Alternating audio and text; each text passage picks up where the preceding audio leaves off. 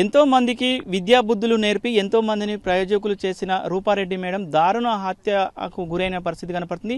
విద్యార్థులు పూర్వ విద్యార్థులు మేడం చేసిన సేవలను గుర్తు చేసుకుంటూ కన్నీటి పర్యటన అవుతున్నటువంటి పరిస్థితి ఉంది. చాలా మంది బాధపడుతున్నటువంటి పరిస్థితి. చాలా మంది విద్యార్థులు పూర్వ విద్యార్థులు కూడా అయ్యో మేడం అలా జరిగిందా అని చూసుకోవడానికి వచ్చినటువంటి పరిస్థితి. కొంతమంది ఆ పూర్వ విద్యార్థులు హైదరాబాద్ నుంచి స్వతగా కొండపల్లెపల్లికి వచ్చినటువంటి పరిస్థితి కనపడుతుంది. మొత్తం కూడా వీరందరూ కూడా మేడం దగ్గర కూడా విద్యా బుద్ధులు నేర్చుకున్నారు. ఉన్నత స్థాయిలో ఉన్నటువంటి పరిస్థితి ఉంది. ఎంతో మంచిగా మాతో మేడంతో కూడా మంచి బాండింగ్ ఉండేది. అందరినీ చాలా ఆప్యాయతగా ప్రేమతగా చూసే రూపారెడ్డి మేడం ఇంత దారుణ హత్యకు గురై దూరం అయిపోవడం వల్ల మాకు చాలా బాధ ఉందని కూడా వీరు చెప్తుంటే పరిస్థితి. కొంతమంది పూర్వ విద్యార్థులు ఉన్నారు, వారితో మాట్లాడించే ప్రయత్నం చేద్దాం.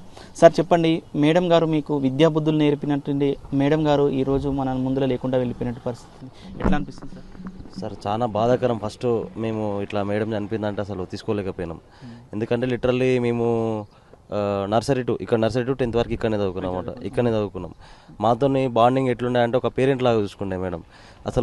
అసలు మేడంని ఇట్లా చంపిర్రు అంటే మేము తీసుకోలేకపోయినాం. ఎట్లా అంటే మేడం ఎవరితోనైనా సరే, అది తెలిసిన వాళ్ళ వ్యక్తులైనా సరే తెలియని వ్యక్తులైనా కూడా చాలా సాఫ్ట్గా మాట్లాడుతుంది. ర్యాష్గా ఎక్కడ స్టూడెంట్స్తోని కానీ లేకపోతే స్టూడెంట్ పేరెంట్స్తోని కానీ ఎవరితో ర్యాష్గా మాట్లాడదు. అందరితోని చాలా ప్రశాంతంగా మాట్లాడుతుంది. అలాంటి మేడాన్ని కిరాతంగా చంపినారంటే తీసుకోలేకపోయినాం. అరే అంత కక్ష ఎవరికి ఉన్నది, అసలు చంపాల్సిన అవసరం ఏముంది అని చాలా బాధ అనిపించింది. మేము నిన్న ఏదో వర్క్ మీద బయటికి వెళ్ళాం, కానీ మేడం చనిపోయిందంటే ఇక బ్రెయిన్లోకి వెళ్ళట్లేదు. నర్సరీ నుంచి 10th వరకు ఇలానే చదువుకున్నాం. మేడంతో బాండింగ్ ఎట్లా అంటే లిటరల్ ఇంకోటి ఏంటంటే మేడం మా సొంతం ఊరు.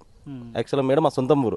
ఎంత మంచిగా చూసుకునేది అంటే ఒక పేరెంట్ లాగా చూసుకునేది. 10th వరకు ఒకవేళ మేడం మాకు ఈ ప్రాబ్లం అంటే ఇబ్బంది ఉన్నది మేడం, ఏ సారు కొడుతున్నాడు లేకపోతే ఇట్లాంటి కంప్లైంట్ ఇచ్చినా కూడా దగ్గర తీసుకొని ఇక మన పిల్లోడు జర చూసుకోండి కొట్టొద్దు అని అంత ఆప్యాయంగా మాట్లాడుతుండే.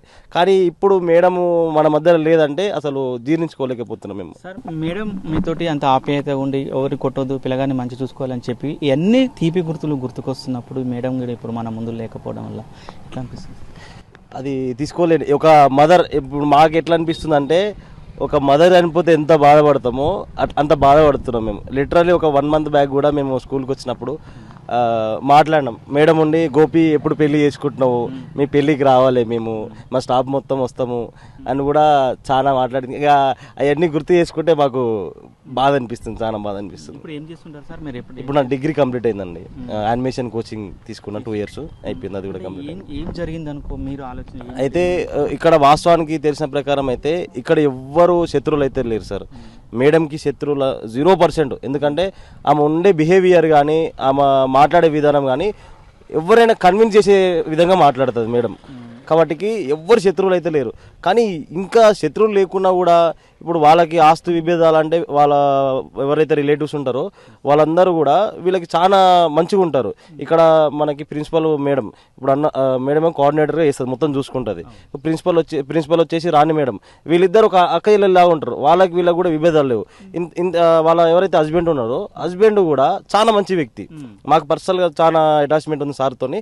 ఇప్పుడు అందరూ బ్లేమ్ ఏం చేస్తున్నారంటే వాళ్ళ హస్బెండ్ కూడా ఏమైనా చేపించినాడేమో అనే ఒక పాయింట్ ఆఫ్ లో మాట్లాడుతున్నారు. అలాంటి వ్యక్తి కాదు. యాక్చువల్గా చెప్పాలంటే వాళ్ళ హస్బెండ్ అలాంటి వ్యక్తి కాదు, అలాంటి బిహేవియర్ లేదు.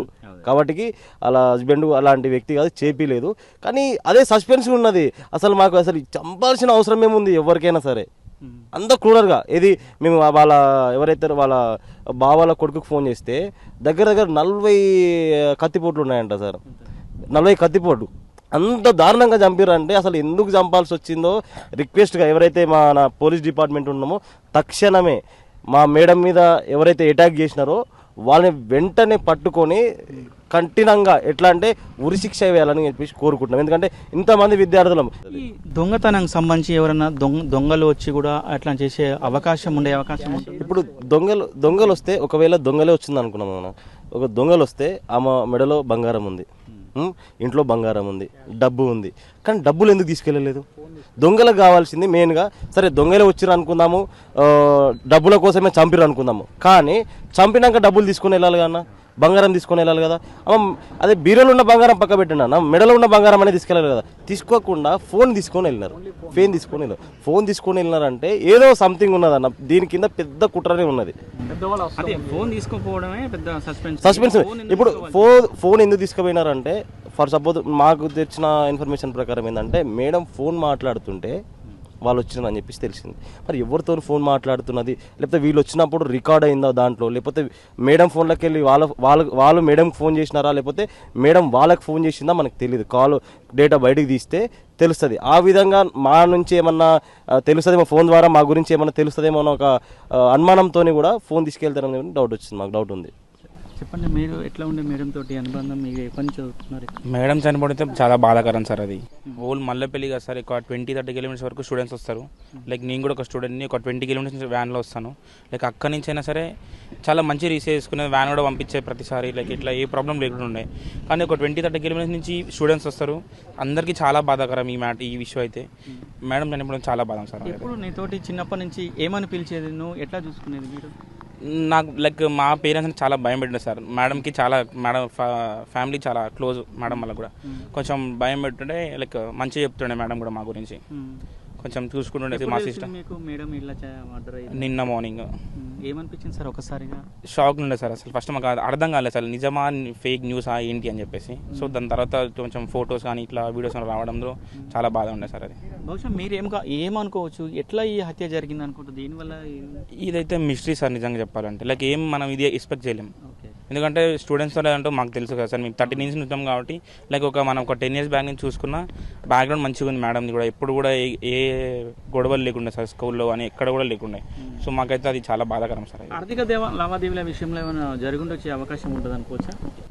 ఏమో సార్, అది ఇక అంతా తెలియదు మనకైతే, ఇంకా ఏం తెలియదు సార్ బయటకైతే. రైట్, మరొక ఉన్నారు. చెప్పండి, మీరు ఇక్కడ ఎప్పటి వరకు చదువుకున్నారు? మేడం తోటి ఎట్లాంటి అనుబంధం ఉండేది? సార్ యాక్చువల్గా చెప్పాలంటే నేను చిన్నప్పటి నుంచి హాస్టల్ అనమాట. ఏదైతే మనకు అక్కడ కనిపిస్తుందో అక్కడ హాస్టల్ అనమాట. రూపా మ్యామ్ ఫస్ట్ చనిపోయిందని చెప్పి మెసేజ్ వచ్చేసరికి చాలా బాధ అనిపించింది. యాక్చువల్గా చెప్పాలంటే మళ్ళీ వీడియో చూసిన తర్వాత ఇంకా బాధ అనిపించింది సార్. ఎందుకంటే చాలా ఘోరంగా అనిపించింది. ఒక్కసారిగా కొంచెం ఏడవడం కూడా జరిగింది. ఎందుకంటే చిన్నప్పటి నుంచి ఒక సెకండ్ మదర్ మాకు. మేము హాస్టల్ స్టూడెంట్స్. మేము చెప్పాలంటే ఇక్కడ ఏమన్నా కర్రీ కానీ రైస్ కానీ ఏమన్నా బాగాలేవు అంటే తొందరగా వచ్చి రియాక్ట్ అవుతుంది. మాకు చిన్నప్పటి నుంచి చూస్తున్నాం కదా. ఇంకా అలా మేము ఒకేసారి సెకండ్ మదర్ రాని మేము ఉన్నారు, వాళ్ళని గిట్ట పలకరించాలని ఇంత దూరం నుంచి వచ్చినాము, పలకరించి పోదామని వచ్చాము. ఈ మర్డర్ విషయంలో అయితే మాత్రం అది మర్డరా లేకపోతే క్లారిటీగా తెలియదు. అదే మేము దాని గురించి కూడా మేము కొంచెం తెలుసుకోనికే ప్రయత్నిస్తున్నాం మేము గిట్ట. స్కూల్కి వచ్చారు, చిన్నప్పటి నుంచి కూడా ఇదే స్కూల్లో ఉన్నటువంటి పరిస్థితి ఉంది, ఇదే స్కూల్ అదే ఉంది, ఈ స్కూల్ ఇక్కడనే ఉంది, కానీ ఇందులో ఉన్న మేడం మాత్రం మన నుంచి దూరమైనటువంటి పరిస్థితి. ఎట్లా అనిపిస్తుంది మొత్తం? అదే విషయం బాధాకరంగా ఉంది ఇప్పుడు. ఎందుకంటే చిన్నప్పటి నుంచి చూసిన మేడంని ఒకేసారిగా చూడలేకపోతున్నామని చెప్పేసి ఒక బాధ అయితే ఉంది. ఇక్కడ చూస్తే కొంచెం రూపా మేడం గారు కొంచెం కనిపించేటట్టు ఉన్నారు కాబట్టి ఇక్కడ దిగి చూడడం అయితే జరిగింది.